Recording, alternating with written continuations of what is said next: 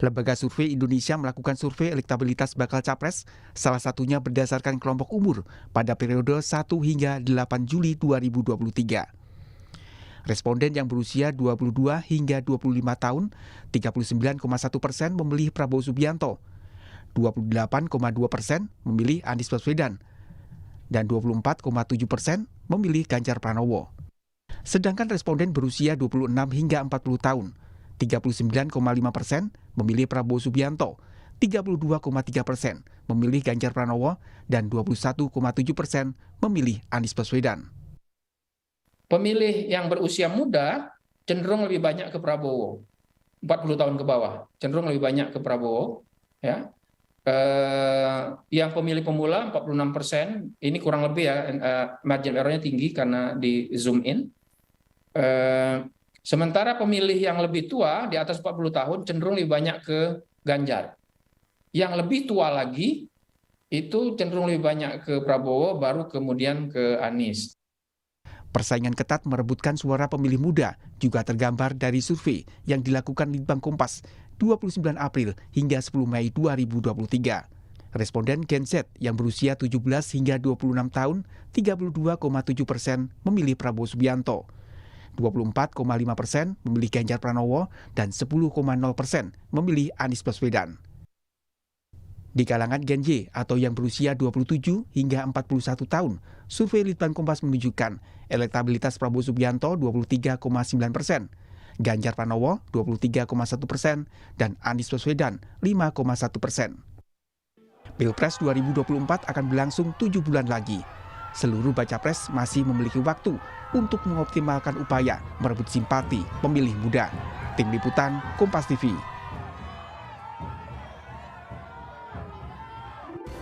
Mana kiat bakal capres merebut suara pemilih muda? Kami akan berbincang dengan Direktur Eksekutif Lembaga Survei Indonesia Jayadi Hanan yang akan bergabung nanti. Dan sudah bergabung inisiator Ganjaris Mas Jo Prey serta Wakil Ketua Umum Partai Gerindra Habibur Rahman. Selamat malam Mas Jo dan Pak Habib.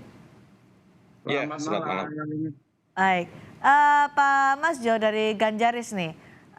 Ganjar Pranowo kemudian menunjuk atau PDI Perjuangan menunjuk Gibran Rakabuming Raka sebagai juru kampanye untuk merebut suara dari kalangan pemilih muda.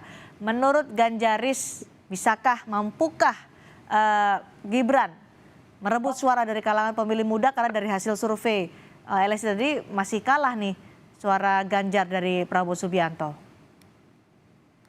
Ya, kami juga membaca survei itu, tapi melihat keterkenalan Pak Ganjar masih di angka-angka 80 sekian, sementara Pak Prabowo sudah mentok, tentu saja Mentok dengan menurut waktu yang Anda ya? tersisa.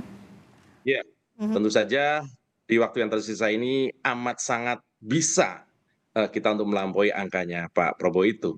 Nah, kemudian dengan cerdik kemudian PDI Perjuangan mengutus Mas Gibran menjadi juru kampanye, saya pikir ya itu jelas sangat logis ya. Satu partai pasti akan mengendorse capres yang satu partai juga. Ya, jadi kalau kader PDI Perjuangan ya pasti akan mengendorse atau menjadi juru kampanye capres yang dari PDI Perjuangan juga. Dan saya meyakini ini sangat-sangat berpotensi, apalagi Mas Gibran adalah bisa kita sebut sebagai satu-satunya saat ini anak muda politisi yang menjabat sebagai eksekutif yang menjadi yang dapat hotspot yang sangat-sangat kuat gitu ya, dan daya tariknya luar biasa. Saya yakin Mas Gibran akan mampu mengerek suara-suara anak muda terutama Gen Z untuk memilih Pak Ganjar Pranowo. Oke, mengikis suara dari pemilih muda yang sudah memilih Prabowo Subianto dan Anies Baswedan, begitu targetnya? Pak Mas Jo? Oh iya, dan juga anak-anak muda ya, kita tahu lah anak-anak muda ini kan, iya, anak-anak muda ini kan banyak yang ini kan, banyak yang masih menimbang-nimbang ya, masa mengambang pun juga masih banyak karena mereka kan apatis terhadap politik dan seterusnya gitu.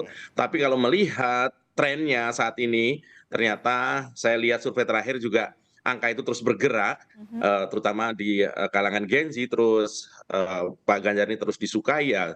Kami sangat optimis, apalagi ditambah dengan pasukan-pasukan baru ya. Ada Mas Alam, putra Pak Ganjar, kemudian juga ada Mas Gibran dan seterusnya. Ini menarik sekali saya pikir. Jadi Dan sasarannya kita adalah optimis pemilih itu yang mengambang akan ya, yang belum menentukan pilihan ya, anak-anak muda yang belum punya pilihan. ya. Oke, Pak Habib, jadi tadi Ya. Pak Masjo bilang suara dari Pak Prabowo sudah mentok nih. Jadi ya nanti akan dimaksimalkan oleh atau direbut oleh Ganjar Pranowo. Prabowo ya akan stagnan seperti itu saja. Tanggapan Anda? Ya, kalau dibilang stagnan kan sejak dahulu kita disebut-sebut stagnan ya. Tapi faktanya kan Pak Prabowo terus stabil di posisi teratas. Tentu posisi ini tidak membuat kita jumawa, ya, tinggi hati, apalagi sombong. Hampir semua lembaga survei, ya, saya sampaikan bukan hanya LSI, bukan hanya Litbang Kompas, memposisikan Pak Prabowo ada di posisi teratas di kalangan milenial dan Gen Z. Kalau saya melihat ya ada setidaknya ada 2 faktor utama. Yang pertama adalah kaum muda ini ya, bukan orang yang bukan pihak yang hanya memikirkan hari ini makan apa, hari ini harus bagaimana, tetapi memikirkan bagaimana masa depan ya, baik dirinya pribadi maupun kita sebagai bangsa, Indonesia sebagai bangsa. Nah ini yang dijawab oleh Pak Prabowo, kegalauan anak muda ini dengan gagasan-gagasan beliau, bagaimana Indonesia ke depan menjadi negara ya yang bisa mencukupi kebutuhan rakyatnya. Hal lain yang menurut saya menentukan adalah Gen Z ini ya, milenial ini bukan orang yang gampang digiring-giring dan orang yang gampang dimanipulasi dengan hal-hal yang formil. Mereka melihat substansinya, melihat kesatuan antara perkataan dan perbuatan, ya, melihat konsistensi ya antara apa yang terlihat dengan apa yang menjadi prinsip-prinsip. Nah, misalnya ada satu kontestan mengatakan A, tetapi orang akan melihat track recordnya seperti apa. Jadi nggak sekedar dia melihat apakah ada jurkamnya anak muda dan lain sebagainya, tapi secara substansi akan dilihat apakah sang jurkam tersebut misalnya ya kan hanya secara formal menjadi juru kampanye pihak tertentu, tapi secara substansi apakah ada hal-hal lain. Nah, itu yang substansi apa sih yang membuat Prabowo unggul menurut Anda? Kenapa? Substansi apa yang membuat Prabowo unggul di kalangan milenial dibandingkan dengan ini tadi substansi tadi Pak Prabowo ya menawarkan gagasan bagaimana Indonesia menjadi negara yang kuat, yang disegani, yang berpengaruh karena mampu mensejahterakan rakyatnya. Mas Jayadi sudah bergabung bersama kita. Dari LSI hasil surveinya gimana sih peta dukungan dari pemilih muda? Kenapa Prabowo Subianto justru lebih unggul dibandingkan Ganjar Pranowo dan Anies Baswedan yang sering diasosiasikan sebagai orang muda lah di Pilpres ini? Oke, sebetulnya kalau kita perhatikan perbedaan dukungan di antara dari Gen Z ya, ketiga nama itu sebetulnya bedanya tipis. Besti ya, beda sangat tipis. Besti, oke. Bukan hanya Betty. Bukan gitu. Betty. Jadi Besti, beda sangat tipis. Kenapa begitu? Pertama kenapa terjadi tidak numpuk ya? Kalau di atas kertas mestinya Gen Z itu kan numpuknya di Anies sama Ganjar kan? Iya. Tapi ternyata mereka tersebar bahkan untuk sementara Pak Prabowo yang sedikit unggul. Ini kan karena kategorinya di narrow down, di breakdown ke Gen Z, maka itu margin of error-nya menjadi tinggi. Jadi dengan selisih suara seperti ini bedanya Besti tadi sangat tinggi. Bestinya berapa sih, Mas Jayadi? Setipis apa? Ya itu tadi sebetulnya jaraknya itu di dalam margin of error, tapi memang kecenderungannya sementara Pak Prabowo yang cenderung lebih unggul. Kenapa begitu? Begini, kita tahu menurut hitungan KPU pemilih muda termasuk Gen Z itu total ya yang 40 tahun ke bawah itu sekitar 52% ya. Yang Gen Z itu yang lahir 96 sampai dengan berapa tahun 2000 sampai sekitar 2012 itu kan jumlahnya di kisaran 15%-an, kira-kira gitu ya. Nah, karena anak muda termasuk yang berumur 40 tahun itu dominan sebagai pemilih, maka semua aktor politik menarget mereka. Ya kan? Anda bisa lihat bagaimana cara menarget anak muda, minimal ada dua tuh. Pertama dengan isu atau kebijakan, yang kedua dengan aktor dan proses.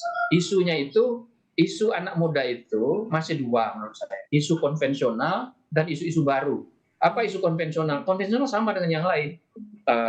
Soal pendidikan, soal pekerjaan, soal perjodohan, perjombloan, soal lalu isu-isu baru seperti perubahan iklim, mobil listrik dan sebagainya. Nah, semua calon ini menarget mereka. Satu, yang kedua, aktor. Anda perhatikan, tidak ada satupun di antara 3 calon ini yang tidak punya anak muda di dalamnya. Semuanya punya. Baik Ganjar ada Gibran. Iya, semua punya. Pak Prabowo itu sejak pemilu 2014 punya tim anak muda yang cukup kuat. Jadi mereka menarget semua anak muda. Nah, pertanyaannya kenapa kok Pak Prabowo agak unggul sekarang? Usianya kan lebih tua dibandingkan Ganjar Pranowo dan Anies Baswedan. Kalau usianya lebih tua itu jawabannya karena dia sudah lama menarget anak muda, sudah lama. Jadi tidak membuat perbedaan.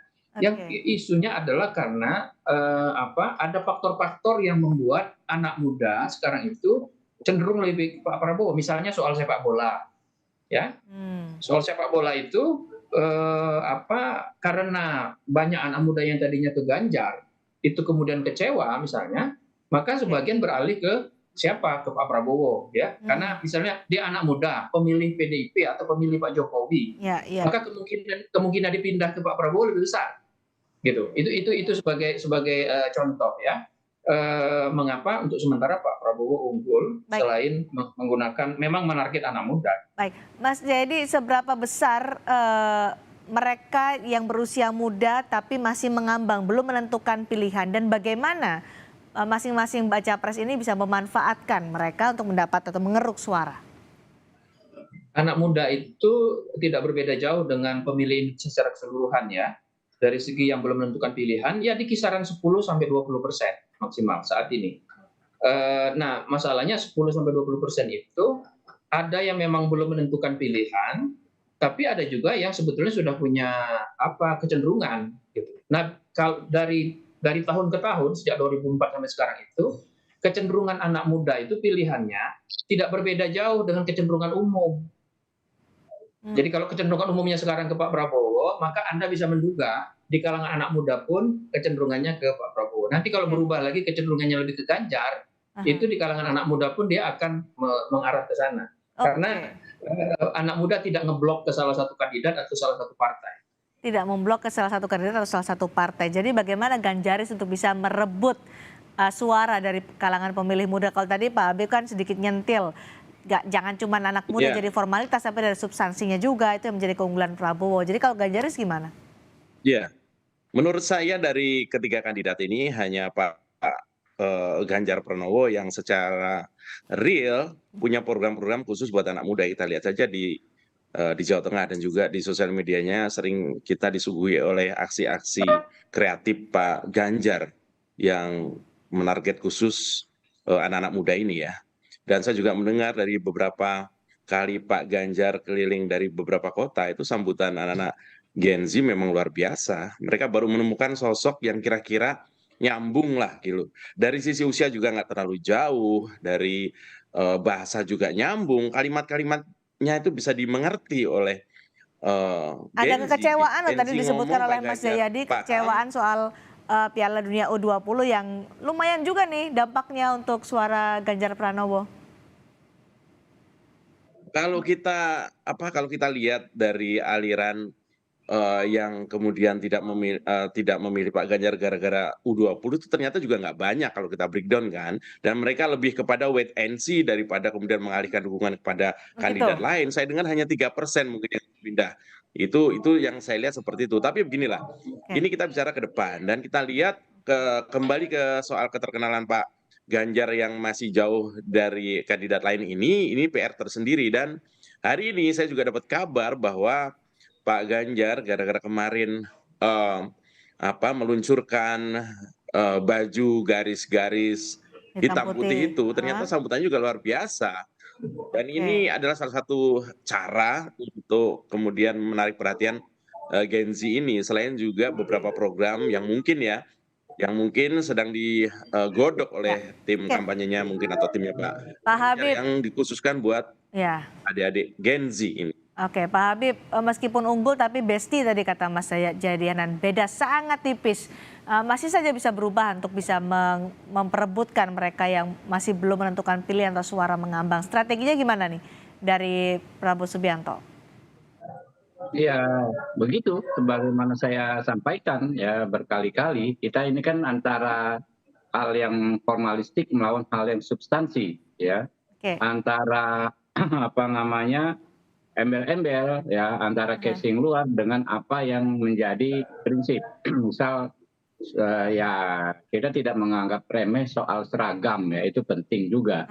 Tapi ya Pak Prabowo menyampaikan soal lapangan kerja, soal pendidikan. Itu kan yang menjadi kegalauan anak muda. Misalnya usul beliau bagaimana memperbanyak sekolah khusus ya seperti Taruna Nusantara di 11 provinsi di seluruh Indonesia. Nah, itu kan sangat menarik buat anak muda ya. Lalu bagaimana ya Pak Prabowo mendorong ya soal lapangan kerja ya, ke depan, bukan hanya di bidang formal ya, tapi kita menciptakan tenaga-tenaga berkualitas ya yang secara teknis menguasai bidangnya masing-masing. Jadi yakin bisa nanti berkompetisi dengan Ganjar Pranowo merebut suara anak muda? Bagaimana menciptakan universitas-universitas ya yang sangat berkualitas. Seperti dikatakan Pak Prabowo misalnya kualitasnya kurang lebih arahnya mirip seperti Harvard University di Amerika Serikat. Nah, itu menurut saya dinilai oleh anak muda sebagai sebuah tawaran yang sangat menarik, dan itu dibandingkan juga dengan apa yang sudah dilakukan Pak Prabowo selama ini gitu loh. Nah, mereka mengikuti ini orang ngomong ya, orang janji, orang bawa gagasan, kan dinilai berikutnya adalah apakah gagasan tersebut sudah dilakukan, sudah diimplementasikan oleh orang yang ngomong tersebut. Gitu. Oke, Mas Jayadi, mana yang paling mendekati hati para pemilih muda dari apa yang disampaikan oleh Pak Masjo dan juga Pak Habib tadi? Yang bisa mendekati hati anak muda dua hal. Satu, kemampuan kandidat mengaitkan isu-isu seperti isu-isu yang terkait langsung kehidupan sehari-hari anak muda ya, pendidikan, pekerjaan, pengangguran dan sebagainya itu dengan isu-isu baru. Misalnya isu-isu lingkungan. Karena kemampuan mengaitkan itu akan menentukan kemampuan kandidat untuk menggait anak muda, itu satu. Yang kedua adalah aktor. Ya, harus dibuktikan bahwa anak muda diberi tempat di tim kandidat atau punya tempat yang betul-betul terhormat dan berperan di masing-masing kandidat, anak-anak muda itu. Kemudian yang ketiga, proses, cara berkomunikasi gitu. Jadi cara mengengage anak muda, nggak bisa lagi anak muda di-engage dengan cara disuruh kan. Anak muda harus diberi ruang untuk partisipasi, dilibatkan. Mereka yang mengambil keputusan gitu. Baik, sudah ada kisi-kisi dari Mas Jayadi untuk menggait pemilih muda. Terima kasih Mas Jayadiana, terima kasih juga Pak Masjo dan Pak Habib sudah bergabung di Sapa Indonesia malam hari ini. Ya, Jayadi.